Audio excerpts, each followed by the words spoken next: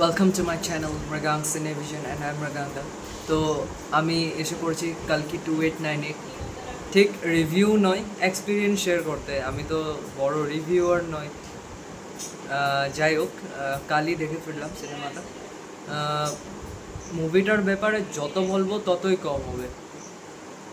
Indian সিনেমাতে এই লেভেলের প্রেজেন্টেশন জাস্ট ভাবা যায় না।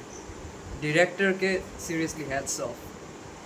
অ্যান্ড যেটা মেইন হাইলাইট ফিল্মের বিজিএমগুলো জাস্ট গুজবাম্পস দিচ্ছিল। মিন্স সিনগুলোর সাথে পারফেক্টলি সিঙ্ক করে গেছে। অ্যান্ড অমিতাভ বচ্চনের কথা না বলে উনি এই বয়সে এসে যেই লেভেলের পারফরমেন্স দিয়েছে, দম লাগে ভাই, দম লাগে। অ্যান্ড যেটা না বললে হয়, Deepika always she is fabulous actor. And Disha পাটানিকে যতটুকু রোল দেওয়া হয়েছে, she did it well. And প্রভাসের এন্ট্রিটা একটুখানি বেটার হতে পারতো। আমার পার্সোনালি এন্ট্রিটা আমার মনে হয় একটু বেটার হতে পারতো। যাই হোক, মুভিটা ভালোই হয়েছে।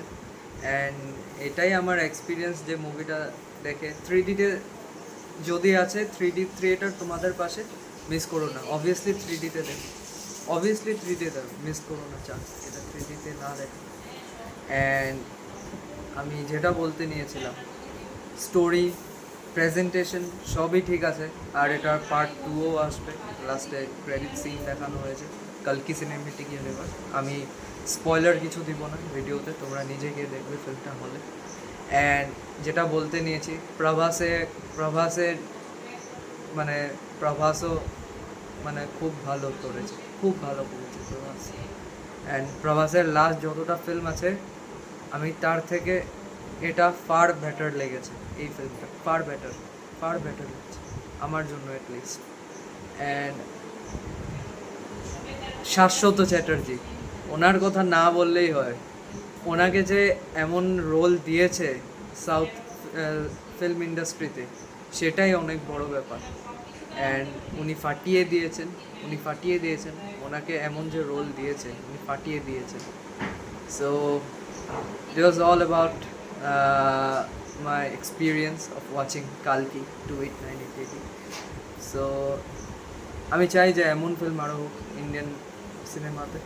খুব খুব ভালো হবে আমাদের জন্য, আমাদের ফিল্ম ইন্ডাস্ট্রির জন্য। আর as a Indian really proud feel করছি। মানে প্রেজেন্টেশনটা আমি জাস্ট ভুলতে পারবো না। এমন ইন্ডিয়ান সিনেমাতেও যে এমন প্রেজেন্টেশন হতে পারে। আমার মুখ দেখে আপনারা আমার মুখ দেখে বুঝতে পারছেন যে আমি কতটা খুশি। ঘাবড়িয়ে উল্টো পাল্টা কথা বেরোচ্ছে মুখের থেকে।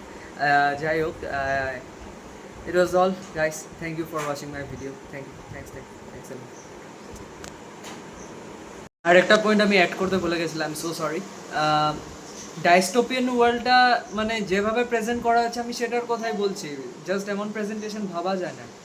ওই ডাইস্টোপিয়ান ওয়ার্ল্ডটা, future world 2898 AD, that was amazing guys.